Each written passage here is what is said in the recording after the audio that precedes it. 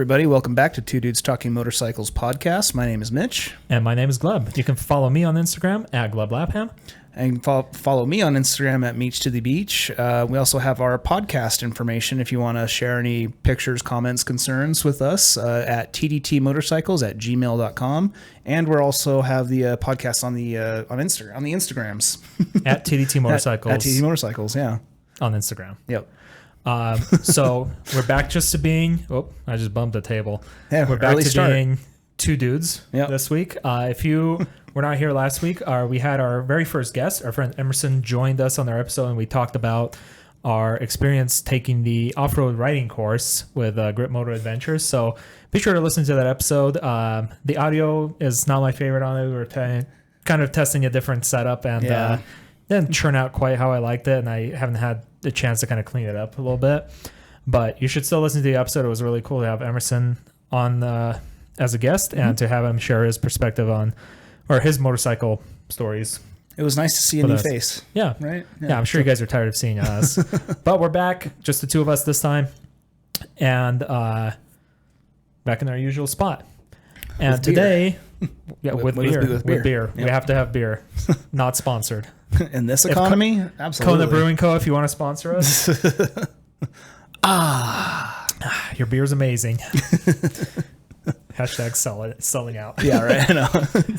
So we have some exciting news because we mentioned on the last episode, but we are going to Lake Tahoe in a couple of weeks here, in just even less than 2 weeks. Yeah, like a week and a half. A week and a half. We're heading to Tahoe, and we're joined by a friend, Emerson, who was the guest last week, and we are going to. It's going to be the longest trip either one of us have taken. Any of us have taken. It's going to be basically 7 days, a full week of pretty much riding around California. So that's what primarily we kind of wanted to talk about in this episode, is kind of like us planning for this trip, what we're going to pack, what we're looking forward to, what we're concerned about, and all of those kinds of things. But before we jump into our main topic, we have some news. Finally, I feel like it's been a while since we have any real news, right? Yeah, yeah. But for the news, we got BMW announced their GS or R1300 GS Adventure. So back, was it January of this year? Something like, or December, in the fall, yeah. Something, yeah. BMW announced their redesign, ground up redesign R1300 GS, the successor to the legendary R1250 GS. And back then, when we did the episode covering that, I mentioned that they'll probably release a adventure trim at one point, and now they finally announced it, and it's out in the wild. And we had a bit of a polarizing opinion on how it looks for the GSA, yeah. For the GS Adventure, yeah. We both like how the regular GS looks. I, for one, am kind of a fan of how the GS Adventure looks. We'll have a photo pop up there at the bottom. But Mitch, you were not as big of a fan of it. I'm not, and I'm not being one of those guys that's hating on it just because it doesn't look like the old one. It's I did have to warm up to the new headlight. I saw it in person at the reveal, and I was like, okay, that's actually pretty cool. Yeah, I dig it, and I like the look of the 1300 now.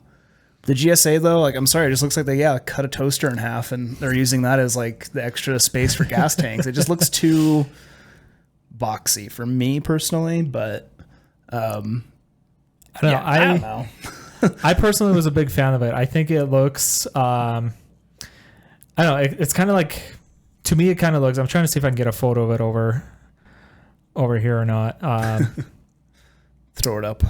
Yep. Yeah. But no, for me, it's just I don't know, something about those sides of the tank just don't fit the rest of it.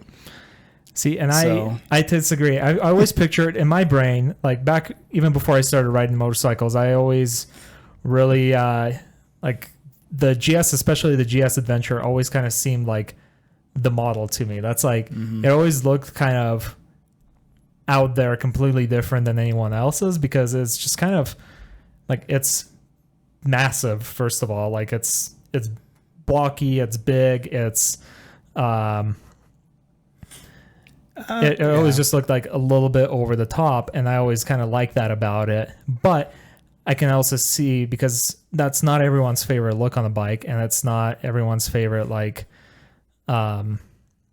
configuration, basically. Yeah. But I think personally, it looks it kind of keeps that look going where it's kind of just bulky and big. And if you're watching this is just taking up the whole screen because I'm trying to do this on the fly. But here's what it looks like. Here's what it looks like for our YouTube audience and stuff. And if you're listening to this on your podcast app, then you can just look it up. But I don't know. Personally, I kind of like the blocky gas tank on it. It doesn't look quite as like fat cowish as the old one. Now it just looks like a fat square. Yeah, well, that's my thing. Like, it looks like Here's a bigger picture. Yeah, like with that square edges on the gas tank and stuff. Like, it looks like an 1800 like steam engine train car. And see, I think it gives that kind of like unique, almost Mad Max look to the bike. Yeah, I would say like the other one, like the older GSAs looked more Mad Maxy. I feel like this kind of carries that weird blocky look of it. I do think the regular GS does look better. It looks like streamlined and kind of more, but I also think this kind of pays homage to kind of like the older, like the BMW RS, like R50 GS, like the really old bike where it had like a very blocky square tank with kind of like the cutouts like you see here. Yeah. On this one, I don't know. That's kind of like the first thing that came to my mind, but I feel like those big adventure bikes can always be polarizing. Yeah. I mean, you and Emerson, we were all chatting in our group chat. You said we're not fans of it. We're not fans of it, but Emerson also rides a KTM. So how good can his taste be? I'm just saying. I'm sorry. I'm just kidding. Saying. KTM. I'm kidding. Gleb's not. He's dead serious. So. No, I personally think it looks. I like the look of it. I like the boxy refrigerator look of it. It looks like it's a battering ram. And I kind of dig it. It is one of the most bikes ever made. It is a bike. Yeah. It's one of the bikes ever made. Yeah. It does, in fact, have two wheels. And in addition to those two wheels, it also has a plethora of features you expect from a BMW GS Adventure bike. It is powered by the new by the new 1300cc engine, the same one that's found in the 1300. The regular 1300 GS.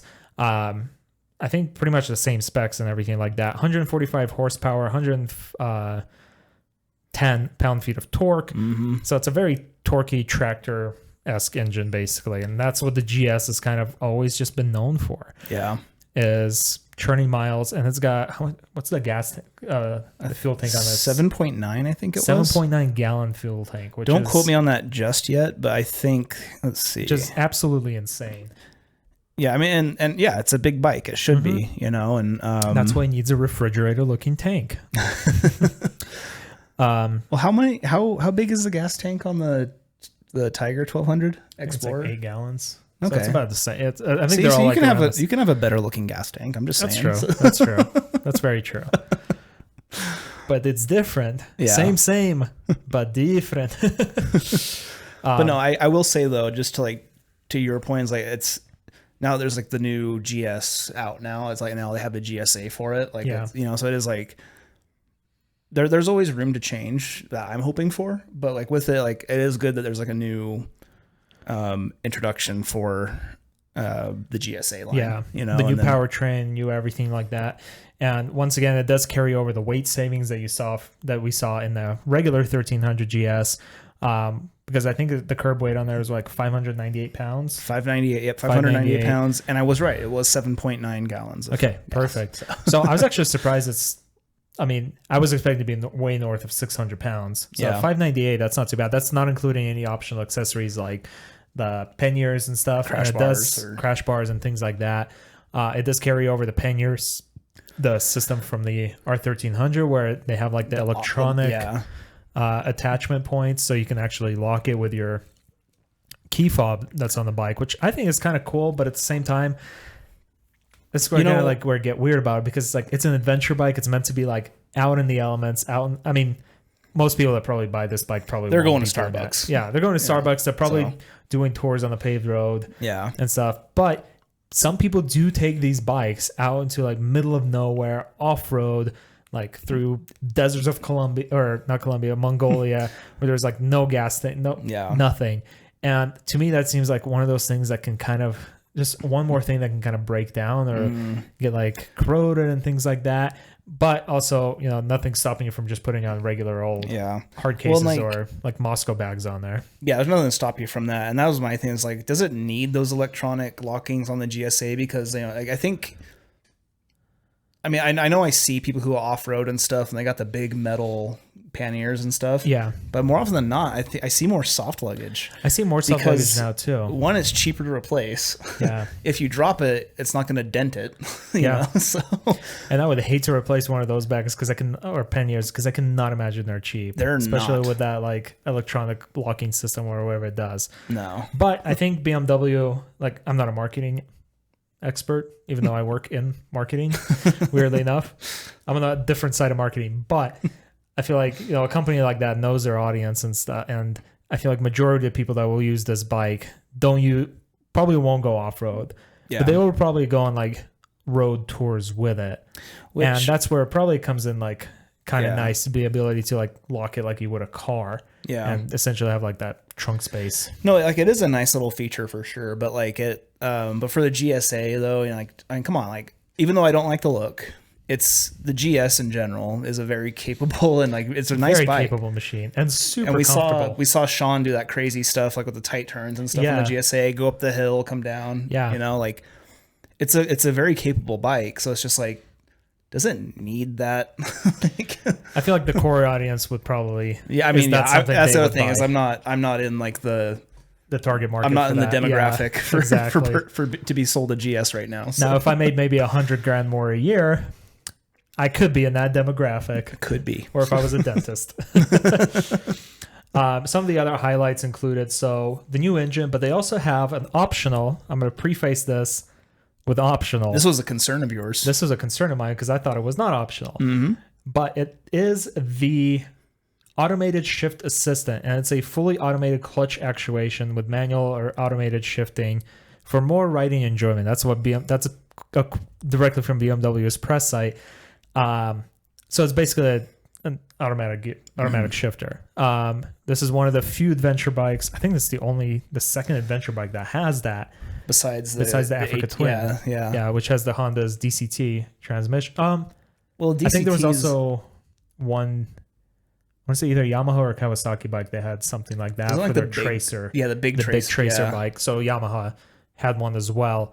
But now BMW is kind of jumping on the trend of adding in a automatic transmission, which I think from reading this and the way I understand it, it kind of feels like it's basically a manual transmission with an automatic clutch, not like an automatic that you would see in a car, right? And not like the DCT that you would see, or the DTC that you would see on the Hondas, right? Yeah. So it's a little bit different, but it's still like an automatic transmission. But I think you still shift with the foot lever instead of buttons. Kind of like you would a quick shifter. Kind of, yeah. It just doesn't have a clutch. Yeah. Or you can just put it in auto mode, so it just does it for you.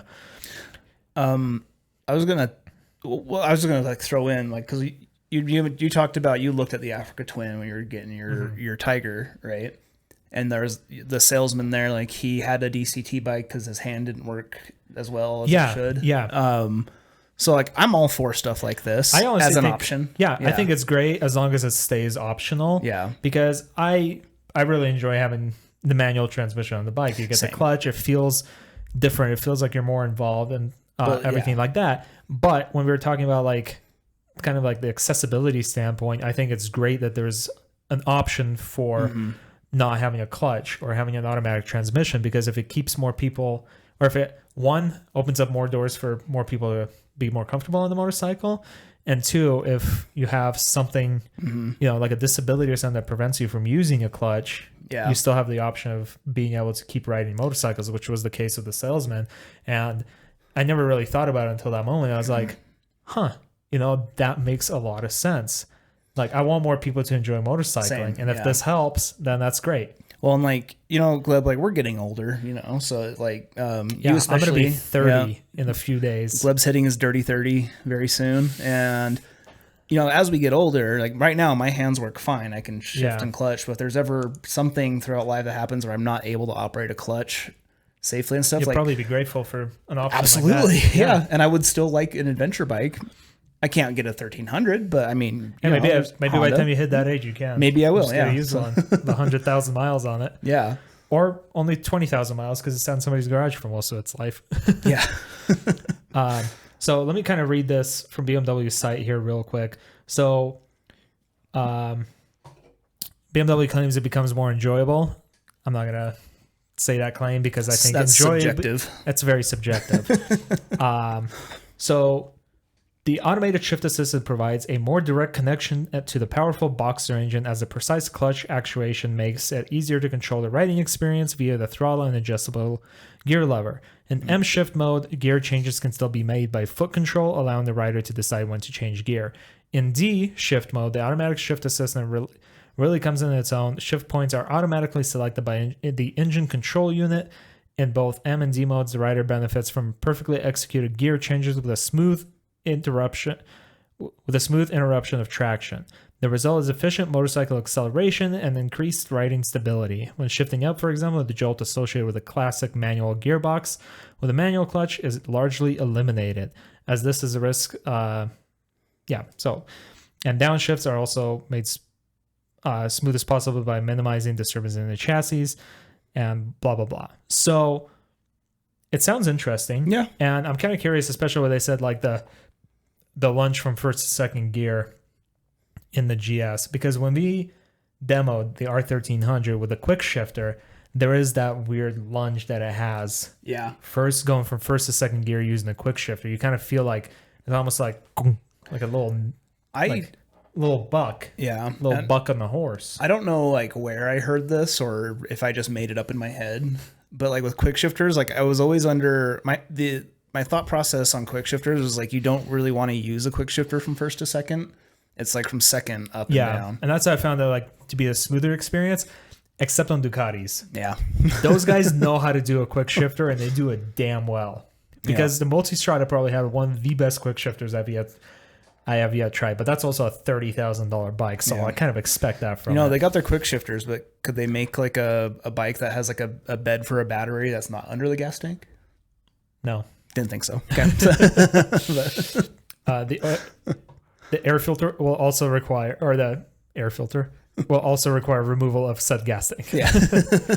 Yeah. Automated shift assist. So it's there as an option. So don't get your pitchforks and torches out yet. The manual is still the standard. Yeah. So this is optional if you have more of that dentist money. And then beyond that, it just comes with the regular features that you expect from a bike of this class, including the hill start assist or hill start control. Got the telelever suspension that I had before, which some people like. For on-road, it's not. I heard it's great because it eliminates a lot of that fork dive that you get. But off-road, I heard it can also feel a little bit more like it doesn't have enough feedback. But from what I heard from the new GS, they kind of improved on that. So hopefully that's kind of like the similar case here. Yeah. It's got the usual dynamic suspension adjustment, so meaning electronic suspension. It's got the optional adaptive height control and adaptive vehicle height comfort. It's got obviously ABS brakes and different riding modes, which one of it is Enduro, which is their off-road mode. Then you can turn it off and basically locks up the rear brake and off-road tunes the suspension because it's all electronic. Yeah. And also optional, just like on the new R1300 GS, it does have the adaptive headlight pro. Still keeps that X headlight look, and you can get the adaptive headlight as an option.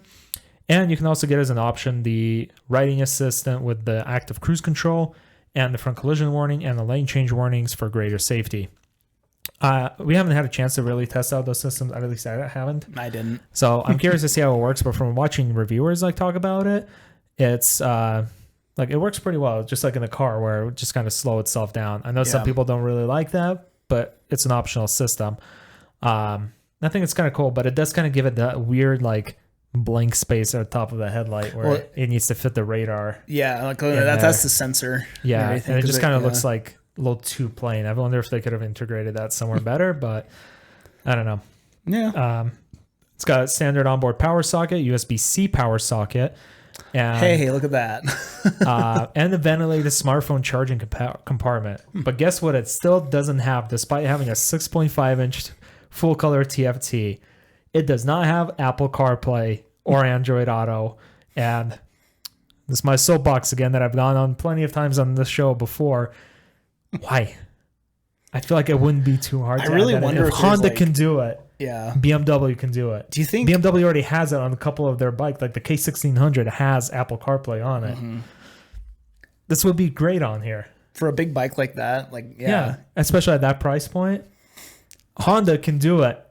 BMW can definitely do it. Everyone can do it. Tony Stark built this in a cave with a box of scraps. So that's pretty much kind of like all the features. It shares a lot of the features with the R1300 GS. Yeah. So the non-adventure, like compared to that, like Mitch said, it just has the big fuel tank and a slightly different design. It looks way more blocky. It does not look sleek like the R1300 GS. Yeah. Full color TFT. Comes with a center stand. You like that? I do like that. Engine protection guards. Oh, it comes with those? Yeah. Oh. Luggage rack. Not the luggage, just the rack. Okay. Heated grips. Huh. Which I hope for that price point, that's standard. Yeah. Actually. Can be bought with cast or spoked wheels and basically all the standard stuff. And for the optional equipment, you have, like I mentioned, the automated gear shift assistant. Mm-hmm. You have the the adaptive headlight, and then the adaptive cruise control and things like that. And they have a bunch of different packages, which I'm not going to go over because there's a bunch of different stuff that you can kind of add and configure how you want. Quick thought. Yes. Do you think maybe, like, just back to the Apple Car, like the CarPlay and Android Auto stuff, do you think, because I know, doesn't BMW have like something like with their software for like connecting to like a Garmin, like if you get like a separate Garmin, doesn't it talk to your bike at all? Or it does have something like that. Yeah. Okay, I'm wondering if there's something involving there that like Apple and Garmin don't want to get into. Or, it could be. Or I don't know. I'm speculating. It is not an unheard of thing. Yeah. There's some car companies that have done that before too, where basically they have some kind of legal like agreement or deal or contract with another company that like, oh, we're not going to add this in here because we already made a deal with these other people, but they should end that deal and add in Apple CarPlay because I feel like it would just be like such a good feature to have on the bike. Apple or Android. They already have phone connectivity. Might as well just make it easy. It's the same thing with like car manufacturers trying to like make their own interface in every car and they're just doing an abysmal job at it. Yeah, I remember Ford Sync. It's the worst. Awful. The new ones are better. Are like they? The Sync 4 that like in the newer Fords, way better. But the old Sync, abysmal. And they get outdated so quick. That's the problem. But here at least you can keep it updated like just from your phone. And also, but I will say at least BMW's default TFT screen is gorgeous, phenomenal. Mm-hmm. It's the best one I've seen on any bike. Chef's kiss. It's so fast. It's so responsive. I don't know what kind of refresh rate it has, but I swear it's way above 60 because it just feels like silky I think we smooth. Talked about this in our big ADV like comparison because I was like, man, BMW screen, they just kind of just so nailed good. It. Yeah. So a little saving grace, but they can still add Apple CarPlay to it. Yeah. Oh well. Anyways, that's the summary of the GS soapbox over the R1300 GS Adventure. I like the way it looks. Mitch does not. It's fine. And if you are shopping for a big adventure bike and need some gear to go along with it, be sure to use our RevZilla affiliate link down in the description below. It doesn't cost you anything extra, but it does help us out by giving us a little bit of a share of the profits or of the sale. And if you don't feel like buying anything but still want to support the podcast, be sure to send us some money at buymeacoffee.com/TDT Motorcycles. Yeah. Should we jump into our main topic? 25 minutes into the podcast? I think we should. Yeah. Okay. That was a bit of a good halfway point. Honestly, we both get excited about adventure bikes, so I think talking about the GS was actually we are some bike nerds. Yeah, so. Especially adventure bike nerds. Yeah, it's kind of what we ride. So we got our big trip coming up that we are taking on our big adventure bikes, mid-weight adventure bikes. Yeah. Yours is kind of big. Yeah. Or heavy. It's heavy, yeah. It's not big. Yeah. Yours is the heaviest. It's pretty sleek for how heavy it is. Yours is the heaviest bike with the smallest gas tank. I know, right? Yeah. Biggest engine and I think like the least amount of torque. Biggest engine, least amount of torque and power. It's not, I think so. Because Emerson's is over 100. horsepower. Okay. Mine's in the 89 or 90, 89 or 90, I think. For how mine. much horsepower does my bike have? I don't know, but yeah, no, we're heading out soon, or in a week and a half. About we'll be leaving here in Salt Lake City to our first stop is going to be Reno. Mm-hmm. Yep, and. Well, not our first stop. We're like we've mentioned before, we're gonna practice what we preach. We're gonna take breaks every hour or so. Yeah. We're gonna take care of ourselves and our blood flow. But we'll we're trying to get to Lake Tahoe. And I think it's safe to say, Gleb, that 93. Okay, so we're pretty close on torque or power or foot. Yours has more torque than mine. Okay, yeah. But anyway, I think it's safe to say that none of us are very excited about this first leg of the trip. I'm not. I'm not. I gathered that Emerson is not. It's just a long straight line through the Nevada desert. Yep. In probably 90-degree heat. That's about 30s for the rest of the world. It's It's somewhere in the mid 30s for Celsius users. So everyone else but America.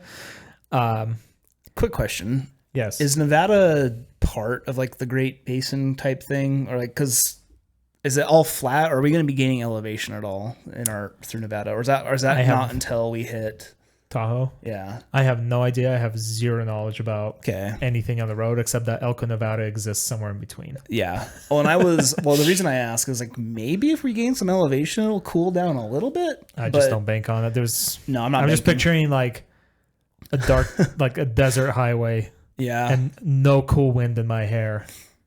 Yeah. But eventually we'll make it to Hotel California. Yeah.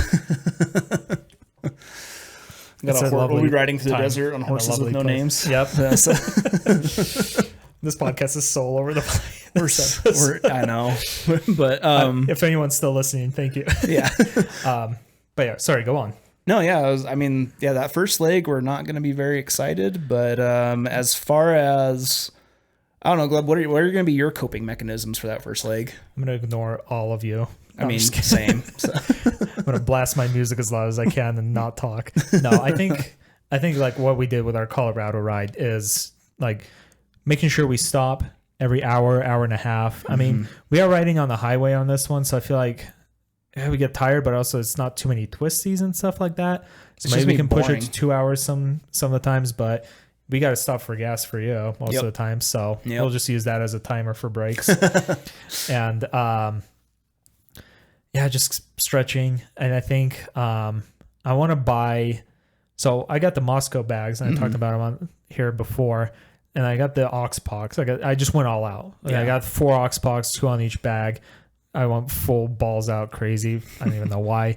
But what's cool about one of those pox is that they have it fits in 2-liter MSR water bag perfectly, and if you put it upside down, it actually has like a little neoprene opening where you can like this the opening from the bag fits perfectly out of that opening. Yeah.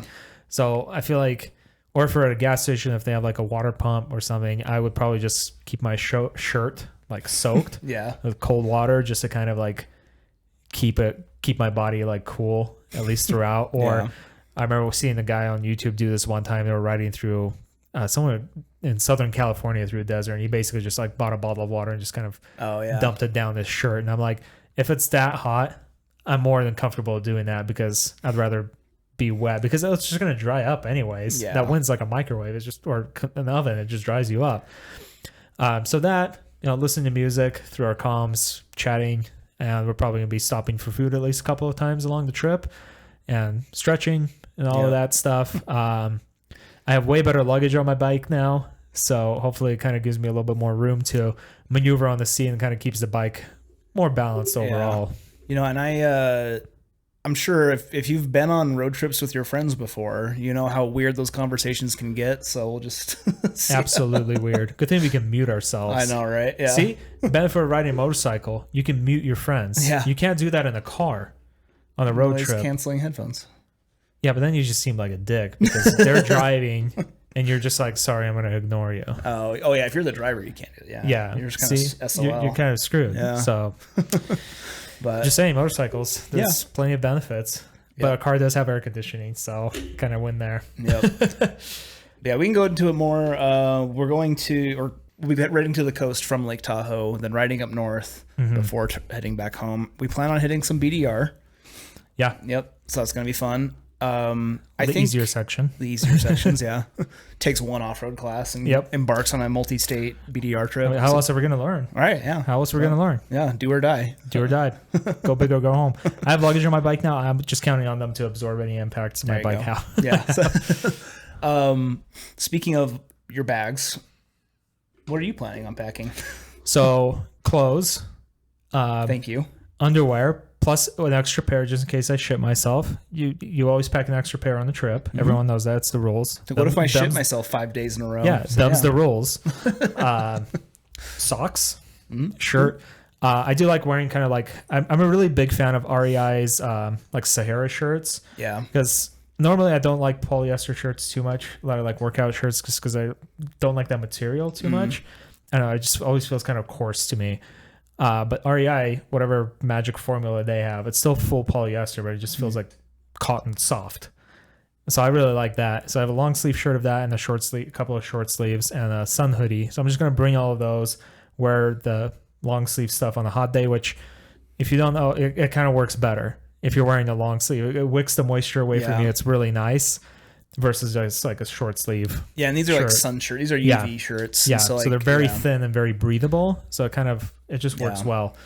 I pretty much, that's all I wear camping now. Yeah. Because I have my shirts and I'm just like, it's you feel like you're not wearing a shirt when the wind blows. Yeah, it's pretty nice. And you're still decent. Yep. So. And I bring a tent, sleeping pad, sleeping bag, which unzips into a quilt, which is nice. And also like a little camping pillow, which I like. And so basically all of those things, just regular camping stuff, camping little burner, or maybe a stove. A jet boil. Yeah, I don't have a jet boil. Mine's just a little more basic than that. Or I have like a little mini like camping stove. I might bring that if I feel like I have space and it doesn't add too much weight. I might bring that just because it's a little better than just the little burner. And also beyond that, just clothes, like probably bring my Tevas and my just like Nike shoes that I like to wear. Yeah, because I feel like if we're camping for 2 nights in between like the stays. Isn't it 3 nights? 2 nights camping. Oh, okay. Well, I get to pack less stuff then. So yeah, we're camping like once in Dillon Beach and then once along the BDR route. And between them, we're staying in Fort Bragg. And Fort Bragg is a full-on town. We're staying in an Airbnb there. So we have an opportunity to wash our clothes and stuff in the sink at least. Yeah. And I feel like we're only 5 minutes from town. If we're there and we decide to go into town to like grab some food or something, I might just, and we know we preach like all the gear all the time on this. Squid? But I might squid tennis shoes and just just some sweats into town to grab some food because after riding in adventure boots all day, now I'll take the risk for a 5-minute stroll down the slow road. Yeah, well, and I like my ADV boots, and I love the off-road life kind of. I'll learn now. Again, takes one off-road class, but all that stuff. But like, you wear your adventure boots for long enough in a day. Just like I want them off. Like, my dogs are barking. They are sweaty. Yeah, they don't breathe. They are waterproof and they're protective, but they don't breathe. Yeah. So it just gets so sweaty. So I'm like, you know what? If it's 5 minutes into town, down to like a restaurant. Just to grab some food. I don't know, man. You're saying that, but I just feel like the minute we get back, I'm going to see you riding like for a group ride on a Gixxer, and you'll be in a tank top and gym shorts and flip flops. Never. But because I've done it in Colorado too, when we got to our hotel and did a quick little beer/food run to the one open gas station in town. So I'm like, gas station Doritos for dinner was pretty fun. The sad sandwich. Sad sandwich, from the gas station. But honestly, like, we preach gear on this stuff, and you should be wearing your gear. Yeah. But sometimes it's the risk I'm willing to take in that situation where we're not hitting any fast roads. If we're just going into towns, it's just going to be down a slow, sleepy road. For me, it'll depend on how far it is, what the road's like, but I still might even just, I mean, maybe I won't wear my riding pants. I'll just wear my regular shoes and stuff, but I might still like wear my jacket. I probably still wear the jacket. Yeah. Like jacket, gloves, helmet, of course. Obviously, like, yeah. No, like helmet always, the helmet stays on. Yeah. And probably the jacket, but like pants and shoes, I'll probably be like, I'm fine. I'm going to be fine without this for a short ride. Yeah. Like into town. We're not going to be hitting like even probably 50 miles an hour, like not even 40 miles an hour. Yeah, it's a pretty sleepy area. I'll take the risk. Yeah. So I like to bring sweats. I like to bring shorts. I like to bring probably like a light hoodie just to wear something in the evening just in case it gets a little chilly. And then for my gear that I'm actually going to be wearing, I have my TCX boots. I have my Climb riding pants, my new Revit Off-Track 2 jacket, which I'm very excited to wear because it has way better ventilation than the Sand 4 that I used to, or the Sand 3 that I used to have. And the layering system on it just works so much better. I kind of want to get new gloves. I might try and make my way down either next weekend sometime to see if I can get new gloves because my gloves are kind of falling apart. They're starting to peel at the fingertips and stuff. And I'm like, it might be nice to have new gloves for a trip this long. You're going to be wearing them a lot. That's true, yeah. So. But I also like, these are so broken and it's kind of nice having them. Yeah. I am going to bring my waterproof gloves this time, even though they're insulated and I don't think I'm going to end up using them. But after the Colorado trip where we got caught in that 45-degree day, like running, trying to outpace thunderstorms, I'm not taking chances by not bringing waterproof gloves again. Yeah, even though mine don't fit that well, I'll still probably bring mine. It's better than nothing, and it's better than not having them. Yeah. And having it because the hand warmers only go so far. Yeah. Like eventually the top of your hand still gets cold. So I'm like, well, it doesn't matter if you have heat warmers or grip warmers on because it's if you're wet and you got wind chill, it doesn't matter. Yeah. So part of it is because like we are going to be along the coast where it's much cooler. I'm worried that if in case it starts raining and stuff, I don't want to be riding with wet, cold hands, especially at like faster speeds. It gets colder. Not making that mistake again. And also with my Off-Track 2 jacket, I'm going to bring the thermal layer. One, just in case it does get cold. Yep. I don't expect to use it that much, but it also doubles as a regular jacket. So it might be nice when we're like camping along the coast or just walking around where if it gets a little cooler, I can at least have an option of throwing it on. Yeah.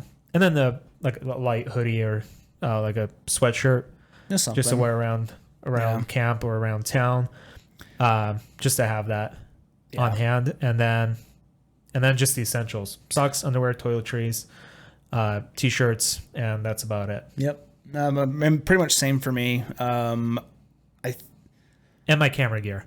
Of course. Yeah. I got to bring that. I'm not going on a trip without my camera. Yeah, I'm pretty much bringing the same. Like I don't have like panniers, or anything like that, like you guys do with your soft luggage. I have like my one-sided saddlebag. Thank you. Yeah. But, I have that, and then I got like a nice 55-liter dry bag that I'm just gonna cram everything into, and just strap it onto the back. back. And if I have to bring another bag with me, like this thing packs up so nice and tight that I can bring a smaller bag if I need to, and I have that cargo net. So I'm loaded. Now, I'm sure if we need to, Emerson and I can help you out. Yeah. Especially me because I have massive bags. Yeah. You got what, $1,300 worth of space? Even more than that because I'm a psychopath. Yeah, but what are some of your concerns? I don't know if we ever addressed concerns for this trip with my concerns would kind of just be going through Nevada. Okay. That is a very long ride. That's 8 hours of riding on our bikes. I've never done that much riding in one day before. I think the most I've done is like 6 or 7.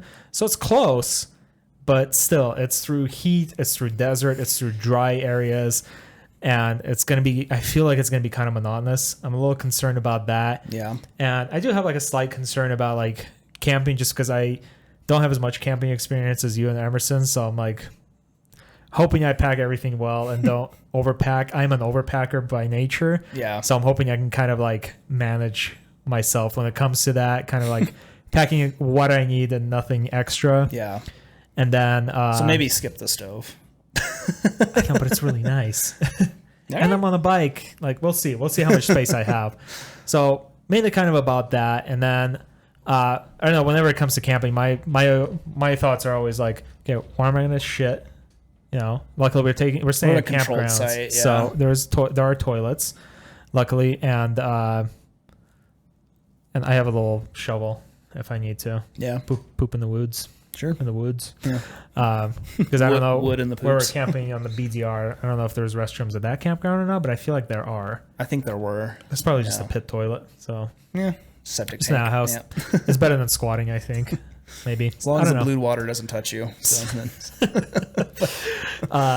But yeah, I don't have like the biggest concerns. Maybe just the ride time through Nevada and stuff, and then I'm hoping that we kind of like do enough riding throughout the days that we are in California. Mm-hmm. But also, I hope it doesn't feel like we don't end up falling like too far behind on time, so we end up feeling like we have to rush to the next stop. Yeah. So we can just kind of take our time. That's why most of our days, except for like going to and from like Utah to California, are kind of like more like half days. Yeah. They're like 4 to 5 hours of riding max versus like get there a full day of riding. So we can kind of take our time, explore, sightsee, stop at places, take some photos, and then get to our campsite or get to our Airbnb and stay there. Yeah. Without like feeling like we're cramming so much into one day or really trying to like keep up with our schedule. Yeah. So, and those are just the concerns I usually have when traveling anyways. And hopefully we don't hate each other by the end of the trip. Yeah. Yeah. And just so you guys know, from where we are in Utah to get to where we're staying at Lake Tahoe, it's an 8-hour drive, and that's in a car. Yeah. With the stops we'll be making, it's probably gonna be close to 10 hours by the end of it. It's gonna be rough, man. Yeah. But it's not like. Yeah, it's just the length. It's 572 miles from Salt Lake to Reno. Yeah. We've done longer than that in a day. That is true, too. Colorado was further than that in one day. Yeah. It was a shorter ride overall, but it was longer than that in one day. So I feel like we can do it. We can probably get there in 8-ish or so. I would say about 10 hours total, in the end, because we'll probably stop for food somewhere. Yeah. We got to eat. We got to hydrate. We got to rest. So I feel like we'll make it there in like 10 hours max. Yeah. And hopefully we don't run into any mechanical issues or anything like that. I just did the 12,000 mile service on my bike. My valves are all in spec. So something goes wrong on your bike, it's not your fault. That's true. They replaced spark plugs, so that's nice. And then they said everything else looked good, and they didn't see anything of concern. And also I got new tires on my bike. Nice. So I feel like I'm pretty set. Yeah. Hopefully none of us have any mechanical issues or punctures or anything like that. Yeah. The biggest thing of all, I hope none of us have any accidents or going down. If you're doing the BDR, chances are one of us might drop a bike. Yeah. But if it's just a drop, it happens. And we're doing like the easier parts of it since we're... And it's dirt, so it might probably not hurt as bad if you drop it on dirt. Just ego and paint jobs. Yep. But hopefully none of us have... hopefully it's just a safe ride. And that's for any trip, whether it's on a bike or flying overseas or anything like that. I just want everyone to stay safe and stay, be in a good mood. Yeah. Yeah. Yeah, I think I'll be okay, packing wise myself. I went moto camping a few years ago just to try it out, and I realized pretty quickly, I was like, I brought way too much crap. Yeah. I need to go bare bones camping. I need to raw dog the woods. So I'm such an overpacker. Yeah. I have the kind of same concerns, I guess. I think my thing is I just didn't have really the money or time to get tires put on before a trip. Plus I wasn't really riding that much because I did my oil change yesterday with Emerson. And I think my tires are going to be okay, but they will need to be replaced when I get back. Before I ride any more this summer. Yeah. If I didn't get mine replaced, they would definitely have to be replaced after the trip. So I was like, I might as well have fresh tires for this trip. Yeah. Break them in. That'd be nice and ready to go. So I'm just super excited. It's going to be I'm really excited to see. I don't know what it is. I'm not a small town person, as a place where I would live. but I love going through a bunch of small towns and just looking at the, like I'm just researching like places to stay on this trip, like looking through some of those small coastal towns in California. I'm so excited to see those just because there's so many different ones and they just look all like kind of cool in their own little way. So I'm really excited to see all of those. Yeah. No, that'll be good. So, yeah, I mean, that's really, you kind of covered everything I had. I'm packing, as far as packing goes, I'm bringing like my roadside trauma kit. Yeah. I have a puncture repair kit. We have air pumps. Yep. So as far as anything like that goes, I think I'll probably stop at like Walmart or something and pick up like some zip ties for who knows why. Yeah, zip ties are always nice to have. Yeah. I feel like I'll probably like the day before we leave or next week or this coming weekend, I'll probably go and buy just some snacks and things like that to keep in my tank bag and stuff just to munch on. I'm just gonna chipmunk a bunch of sunflower seeds and. No, I'm kidding. It's gross. Put a little feeder in your helmet, like a little horse feeder, a little horse bag. Just chewing the whole time. Guys, I don't know why you keep muting me. I'll just put my I'll just throw like a bunch of different foods into the blender and into like a Camelback and just have like perfect. Just Star Wars jail food. Big old shake. I'm a big fan of like those Fairlife like protein shakes that you can get at gas stations. So I'll probably be chugging a lot of those along the trip. They sometimes can't give me the shits, but it's fine. And then just like salty snacks. I'm a big fan of like honey roasted peanuts and things like that. So I'll probably just stock up on a few of those. Maybe mooch off my dad's Costco membership and head to Costco with him, buy some stuff. And I have like one big 40-ounce water bottle. I don't know if I'm going to bring that because my tank bag has water in it. I might bring a small water bottle from when we're like camping and stuff just to have like in my tent. Yeah. Thanks, because I like to have water when I sleep. I get you. Near me. But the 40 ounce I feel like might take up a little too much room in the bag, but yeah, we'll see. We'll see when I start packing it. And then I'll pack everything and then I kind of see like, okay, let's see what I can take out. Yeah. Let's see what I don't want to bring. Yeah. And I know my other concern is like, I really want to make sure that I set up my bikes, make sure the bags are balanced on each side and also properly set up my suspension, like the preload and things like that. So I need to figure that out. The weight doesn't like affect I know it will affect the performance and the handling of the bike in general, but so kind of minimize that effect by properly adjusting the preload to both my weight and the weight of the luggage. Yeah, no, for sure. So I get you. That's like pretty much it. Pretty much it for me. I mean, like I was also kind of going into this. I'm just kind of like, you know what? Like, there's some things I want to do. I'll suggestions. I'll throw them in. I'm just kind of down for whatever's going to happen. Me too. I'm just gonna go with figure the flow. it out. Yeah. So that's usually how I travel. I know there's a couple like places that, like if I was doing solo, there'd be like place I'm like, oh, I kind of want to stop there. But a motorcycle trip is a little bit different. Yeah, it's an adventure. We can do whatever we want. Almost like a backpacking trip, but with motorcycles. Just gotta be back for work on Monday. Yep. So we're right. And then just to give everybody an idea, just for this trip, since we are going to be gone, we are not going to be posting our irregular schedule. Yeah, so the summer's a little off schedule for us. So after this episode, there'll probably be like a week gap. Something like a week or like an extra week's gap between our episodes and stuff. And then hopefully we can get 2 out in August. And if there's anybody out there who absolutely needs to listen to us, I mean, give us some slack. We're going to be riding like roughly a little over 1,800 miles. Over 2,000 miles. Roughly 2,000. Yeah. So we're going to be riding about 2,000 miles. So we'll like what, 5-6 days? Yeah. Yeah. So we're going to probably bring Emerson back too. I think we should as a guest after the ride, so we can all three of us can talk about it, and hopefully we can figure the audio out a little bit better next time. But yeah, I think that's it. I think that's all I got. We'll see you guys when we're back, and hopefully in one piece. And thank you so much for listening. Yeah. Take care. See ya.